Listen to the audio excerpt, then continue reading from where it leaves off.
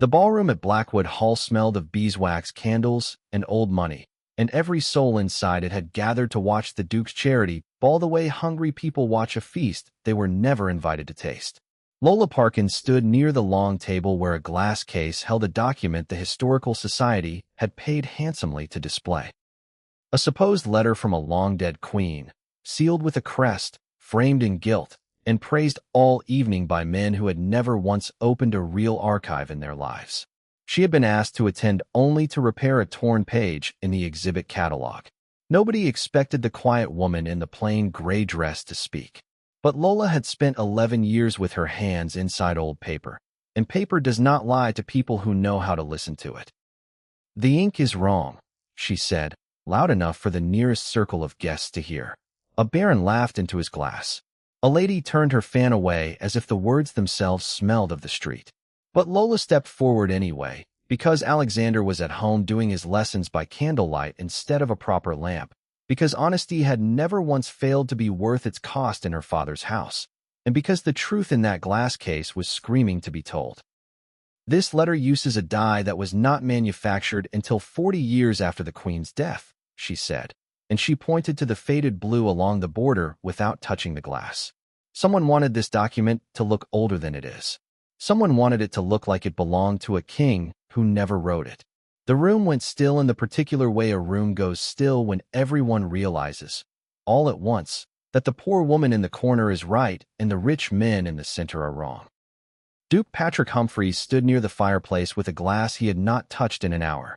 He watched Lola the way a man watches a storm he has been told not to admire, with his jaw tight and his eyes unable to look away. He had buried his brother 2 years ago and buried his own softness not long after. And he had learned that the safest thing a duke could do in a room full of liars was to say something cold before anyone noticed he was not as cold as he pretended. So when the silence stretched too long, and every eye in the ballroom slid toward him for judgment, he lifted his glass, let a slow, careless smile settle over his mouth, and said the words that would follow him for the rest of his life. "God save the fool who loves her." Laughter rolled through the ballroom like a wave breaking against rock, ugly and immediate, and Lola did not flinch. She simply gathered what dignity the room had left her, inclined her head to no one in particular, and walked out through the tall doors into the cold night air, her spine straight the whole way. Patrick's smile did not last past the closing of those doors. Emily Lee, standing quietly by the punch table where she had been watching him all evening rather than the scandal itself, saw exactly what crossed his face the moment Lola was gone. Something raw, something almost like grief, something that had no business appearing on someone who had just won a room's laughter. Emily set down her glass slowly. She had known Patrick Humphreys since before the war took his brother's peace and left only his temper, and she recognized regret when she saw it wearing a duke's clothing. She did not know yet how the story of the mender and the mourning duke would end. She only knew, watching him stare at the empty doorway like a man who had just insulted the only thing worth keeping, that it was only beginning. And if you have ever watched someone fall in love with the very person they were cruel to, you already understand why she smiled quietly into her glass. Subscribe to see how this unfolds, and comment where you're watching from. I would love to say hello to you, just to know how far our story is going together. Subscribe to see how the next story unfolds, and comment below where you're watching from. I would genuinely love to say hello to you, just to know how far our story is going. 3 days after the ball, Lola Parkin sat at her kitchen table, mending the spine of a schoolbook with paste she had made from flour and water, because the good glue was for paying clients only. Her cottage held more books than furniture, most of them bandaged in her own careful stitching, spines she had saved from ruin one careful hour at a time. Through the thin wall she could hear her brother Alexander reciting Latin verbs under his breath, determined and hopeless in equal measure, dreaming of a law degree that tuition would never allow. A knock came at the door, brisk and unfamiliar.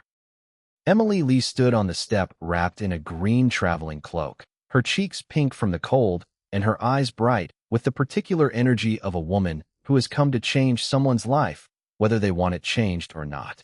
"You embarrassed half the county on Tuesday," Emily said, stepping inside without waiting for an invitation. "And I have come to ask you to do it again, only properly, and for money." Lola set down her needle. I have no interest in returning to that house. The archive at Blackwood is dying, Emily said, and there was no exaggeration in her voice at all. Centuries of royal correspondence, family letters, maps drawn before this country had proper borders, all of it rotting in a locked room because the Duke has not allowed anyone inside since his brother died. I am the director of the Duchess Foundation. I restore what people are too proud to save. I need someone who can read damage the way other people read faces, and everyone in 3 counties tells me that is you. Lola thought of Alexander's tuition, unpaid and growing heavier by the week, and of the school books she mended for free because the village children deserved better than torn pages. She thought, too, of a Duke's voice calling her a fool's prize in front of a laughing room, and felt her pride argue loudly against accepting anything with his name attached to it. I am not doing this for the Duke, she said finally. Good, Emily answered, smiling for the first time. Because I do not think he deserves it yet. Do it for the books. Sometimes saving what a stubborn man refuses to save is the only way to save the man. Lola did not fully believe that. She had grown up watching her father give away more kindness than the world ever returned to him, and she had promised herself young that she would not make his mistake. And yet Emily's words settled somewhere she could not argue with, the way a splinter settles somewhere you cannot quite reach. What is the pay? Lola asked, because pride did not put bread on a table and neither did good intentions. Emily named a figure that made Lola's breath catch for a moment before she covered it with a small cough. It was enough for Alexander's tuition twice over, enough for a proper cordial and a proper coat, and, if she was careful, enough to finally stop counting coins before she spent them. And if I refuse the Duke's temper, Lola said, does the pay still stand? The pay stands whether he likes you or not, Emily said, smiling in a way that suggested she already knew Lola would go. Though I confess, I would rather enjoy watching the two of you dislike each other for a while first. Alexander, listening from the doorway with a Latin grammar still open in one hand, grinned at his sister the moment Emily had gone. You are going to argue with the Duke, he said, delighted. And you are going to enjoy it far more than you will admit to me. I am going to save some very old paper, Lola corrected him, though she did not entirely believe her own words even as she said them. She packed her tools that evening. Brushes worn soft with use, paste jars wrapped carefully in cloth, thread fine enough to disappear into a 200-year-old spine, and kissed Alexander on the head before the candle burned out. Keep reciting your verbs, she told him, because somewhere inside a locked room at Blackwood Estate, history was waiting for someone who was not afraid of a Duke's temper, and Lola Parkin, whatever else she lacked, had never once in her life been afraid of a man simply because he owned a large house. Blackwood Estate rose out of the winter fog like something built by people who had forgotten how to be warm. Mrs. Holden, the housekeeper, welcomed Lola with genuine kindness and a cup of tea pressed into her hands before her cloak was even off. Evan, the butler, greeted her with a careful politeness that never promised anything on his employer's behalf. Maya, the young maid dusting the front hall, took one look at Lola's ink-stained fingers and grinned. You're the one who ruined the ball, Maya said cheerfully. Best thing that's happened in this house in 2 years. The house did not feel like a home that had recently hosted a party at all. Portraits hung covered in dust sheets. The music room sat locked, its piano surely out of tune from years of silence. And the archive, when Mrs. Holden finally led her to it, sat behind a door with a lock so old it had rusted nearly shut. His Grace has not opened this room since young Master Aidan passed, Mrs. Holden said quietly, and something in her voice made clear she was not simply speaking of a door. Lola understood the moment the room finally creaked open and the smell of damp paper and old leather rushed out to meet her. This was not a library. It was a wound the Duke had locked away rather than let anyone touch. Letters lay curling with mildew. Maps had begun to bleed their ink into ruin. A collection meant to survive centuries was dying quietly because grief had barred the door against it. Patrick appeared in the hallway that evening only once, standing at a distance with his hands behind his back, watching her kneel among his family's ruined history without a single word of welcome. Lola met his eyes without apology. You called me a fool's prize in front of 100 people, she said. And now you want me to save the only thing in this house that still remembers your brother's voice. Patrick's jaw tightened. I want the collection preserved. Nothing more. Then get out of my light, Lola said, and turned back to her work, and Patrick, to his own quiet surprise, obeyed her. He did not go far. He stood in the corridor long after her candle had gone still with concentration, listening to the small, patient sounds of her working, the whisper of a brush over vellum, the careful turn of a page too fragile to rush. He had forgotten, somewhere in 2 years of locked doors, that a house could sound like that. Living. Attended to.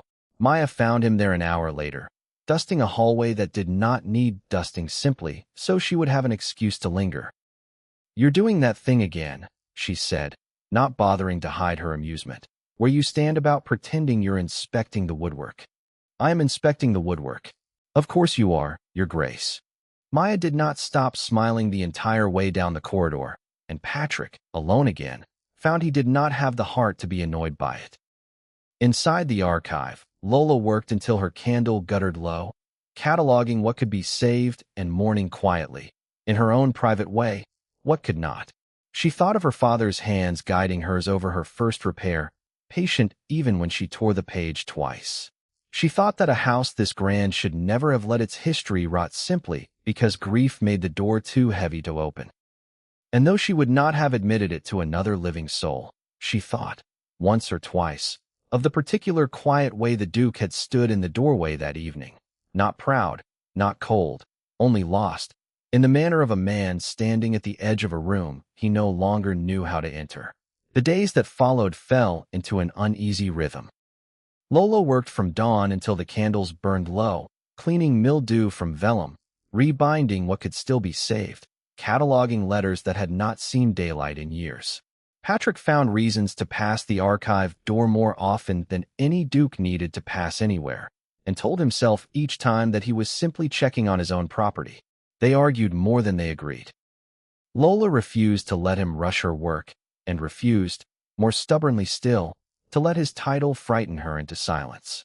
"You cannot simply burn what embarrasses your family," she told him one evening, when he suggested destroying a letter that described an ancestor's failed investment. "It is my family's history to destroy." "It is history," she said. "It belongs to no one and everyone. That is rather the point of it." Maya, passing with a tray, hid a laugh behind her hand at the sight of a Duke being scolded like a schoolboy. Alexander, visiting one afternoon with questions about a Latin passage, watched the exchange with wide, delighted eyes and later told his sister that the Duke looked at her the way their father used to look at a book he could not put down. It was late one night, restoring a water-stained ledger of estate accounts, that Lola found it. A page where numbers had been altered, the original figures scraped away and rewritten in a different hand, a signature that did not match the rest of the book. Someone, years ago, had quietly stolen from the Blackwood inheritance and covered their tracks with careful, deliberate forgery.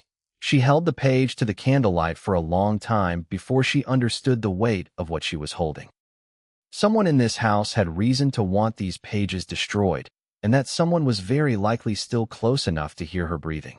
A floorboard creaked behind her, and Lola turned so quickly she nearly knocked over the candle.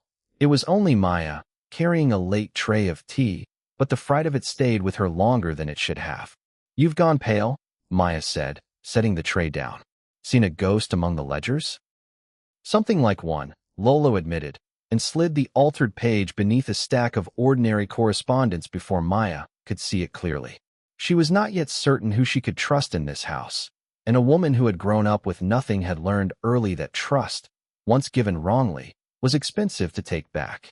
She told no one that night, not even Patrick, though she nearly did when she passed him in the corridor and found him watching her with an expression she could not entirely name.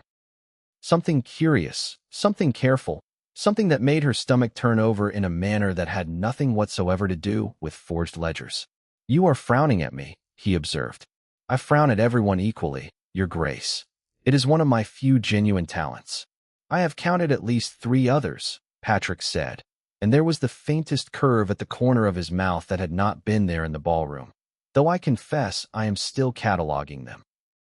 Lola bit back a smile of her own and continued down the corridor before he could see it, the altered page burning like a secret in the pocket of her apron, and the strange new warmth in her chest burning nearly as loudly.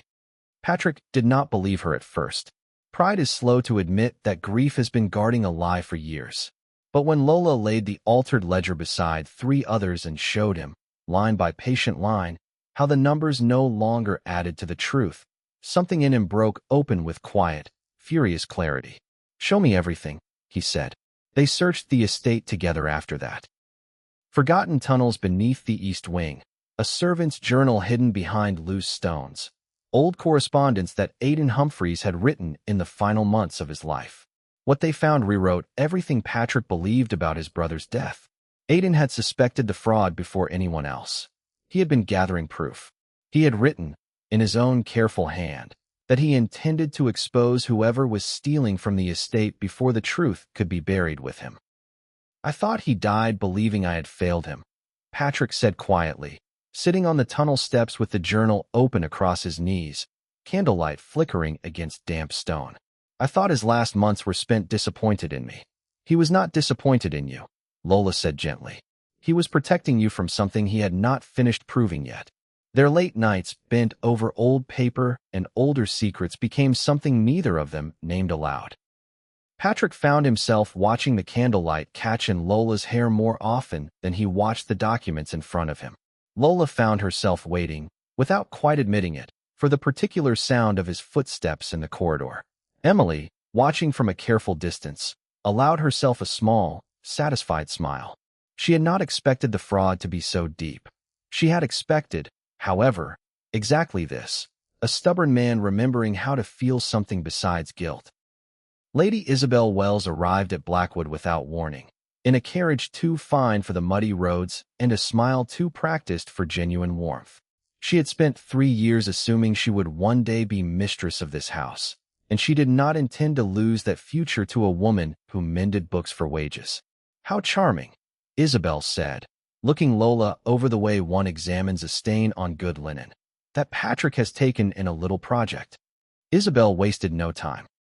She found Higgins, a steward with debts of his own, and paid him quietly to misplace certain pages before Lola could catalog them. She found Francis, a younger clerk desperate to keep his position, and pressured him into silence about what he had seen in the archive.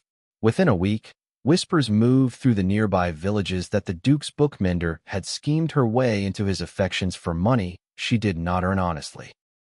Patrick heard the rumors and felt the old, familiar pull towards silence and safety, toward letting scandal pass the way scandal always eventually passes, if a man simply says nothing and waits. But when he saw Lola's face, calm and unbroken even as shopkeepers began to whisper behind her back, something steadier than fear settled into him. "I will not apologize for the truth," Lola told him, chin lifted, refusing to let Isabel's poison make her small. "If your family cannot survive honesty, then perhaps it was never as strong as it pretended to be." Patrick, for the first time in 2 years, laughed, a real laugh, startled out of him, and Isabel, watching from the top of the stairs, understood exactly what she was about to lose. She did not accept the loss gracefully.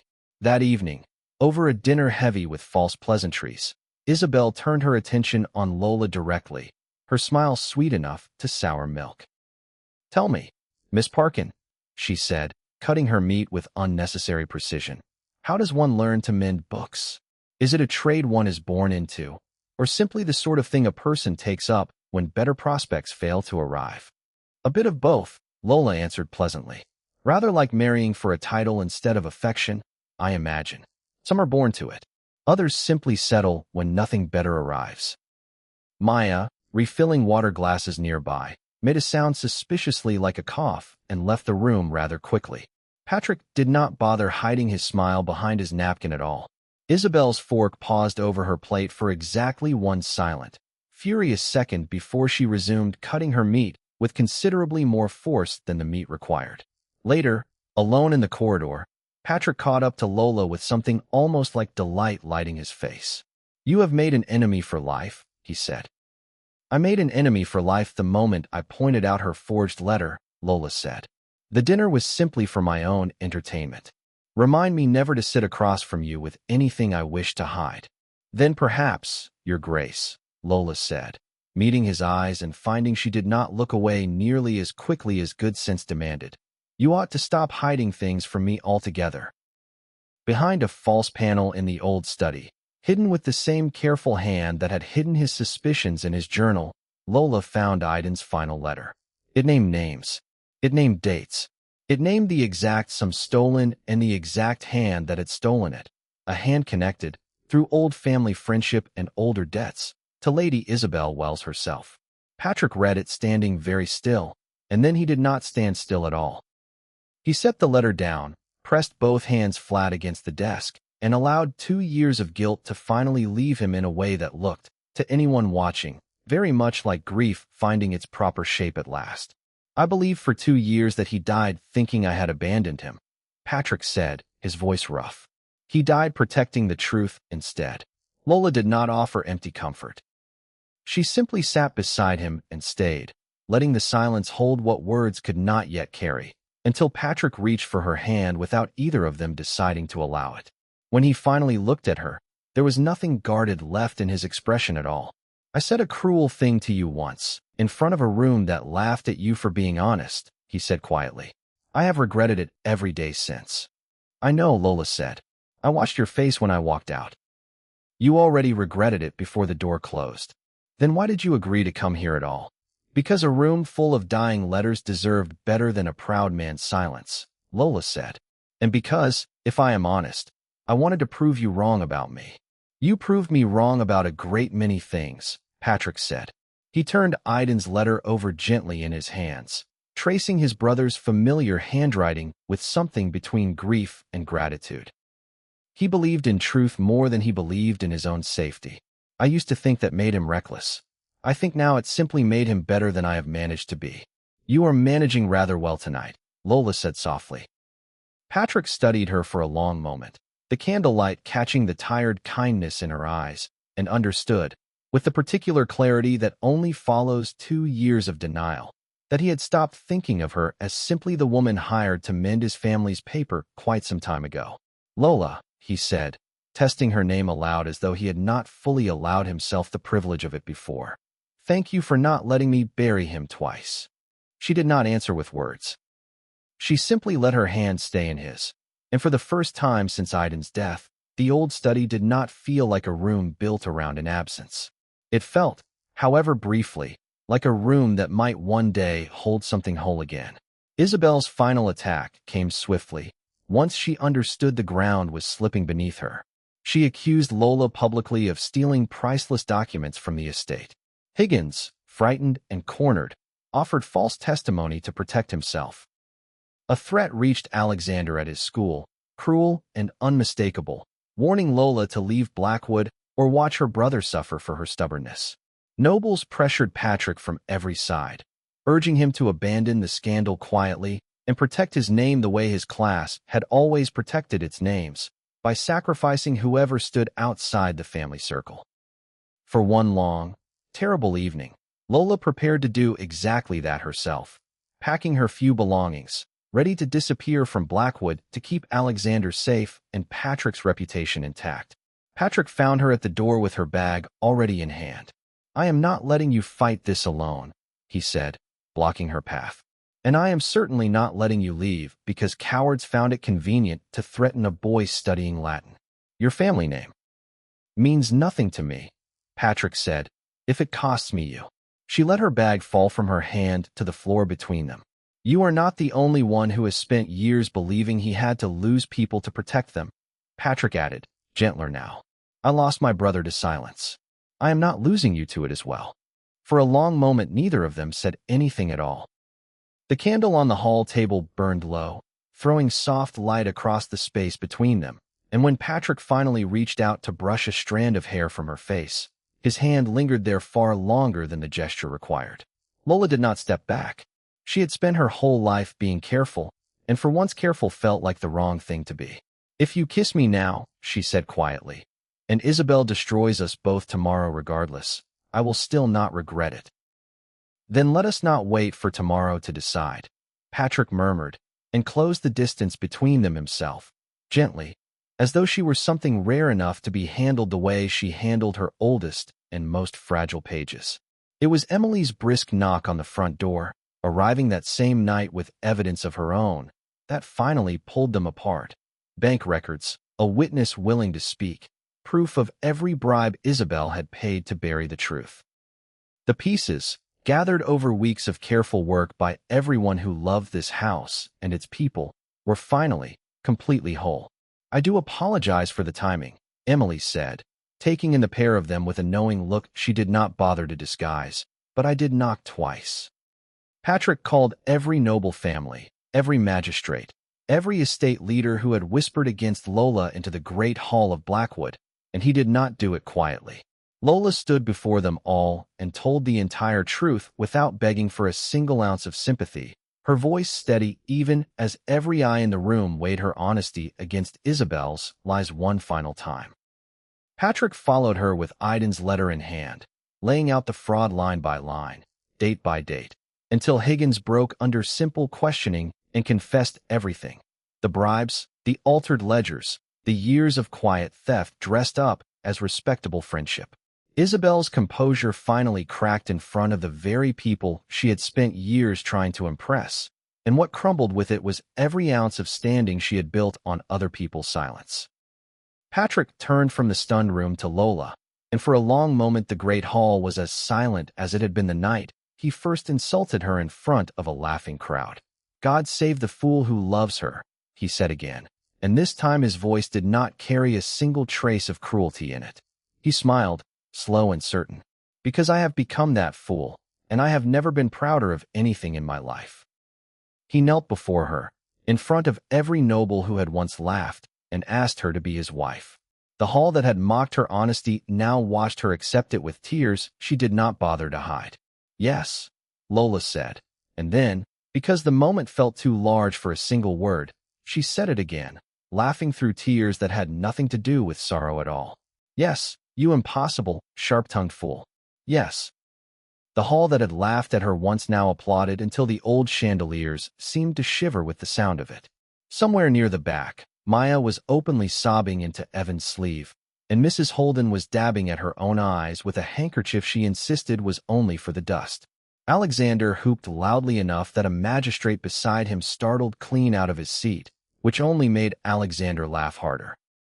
Isabel was escorted from the hall by two of Patrick's own men before the applause had even finished, her fine carriage waiting outside to carry her toward consequences considerably less comfortable than the future she had planned. She did not look back. She did not need to. Everyone in that hall would remember, for years afterward, precisely what her face had looked like the moment her lies finally ran out of places to hide. The weeks that followed Isabel's disgrace felt like a house learning to breathe again. Patrick and Lola worked side by side restoring the archive properly, page by page, until it became something greater than either of them had planned, a public historical library, open to anyone in the county curious enough to walk through its doors. Alexander received a full scholarship to study law, funded quietly by the Duchess Foundation and loudly celebrated by his sister. Maya was promoted to oversee the household staff, a position she filled with the same warmth and good humor that had made the whole estate lighter simply by her presence in it. Mrs. Holden and Evan watched the halls fill with laughter again and agreed, quietly, over tea, that they had waited a long time to see this house alive. Higgins lost his position entirely, his debts and his choices finally catching up to him in full. Francis, who had been frightened rather than greedy, was given an honest chance to make things right, and spent the following months helping restore what he had once been pressured to hide, earning back a trust he had nearly lost. Emily established an educational trust in Aidan's memory, opening scholarships to talented children regardless of what their parents could afford, ensuring that no bright child would ever again be kept from learning simply because the world had decided their family did not matter enough. Patrick, walking the restored gardens with Lola one quiet evening, laughed at something Maya said across the lawn, and realized it was the easiest laugh he had managed in years. Spring arrived at Blackwood Estate dressed in everything winter had denied it. Patrick and Lola were married in the gardens beneath trees just beginning to bloom, surrounded by the very people who had helped save both a library and the man who owned it.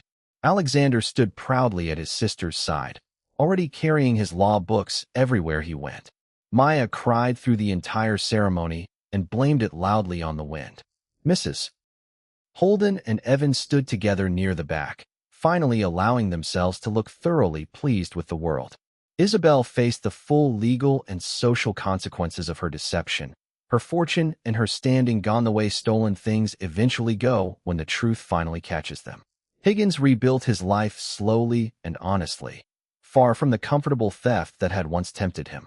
Francis stayed on at Blackwood, trusted fully now, his second chance well spent. Patrick stood before the restored archive later that day, its shelves finally whole, its history finally safe, and dedicated it formally to his brother's memory. Then he turned to Lola, who stood beside him in the last light of the afternoon, and spoke quietly enough that it belonged only to the two of them. "The greatest treasure I found was never hidden in these walls," he said. "It was the woman who taught me that loving someone is never foolish." Blackwood Estate stood that evening the way it had not stood in years, full of music, full of laughter, full of people who had learned, each in their own way, that truth outlasts deception, that love survives pride, and that the things worth saving are rarely the ones sitting behind glass. They are the ones sitting quietly in a locked room, waiting for someone brave enough to open the door.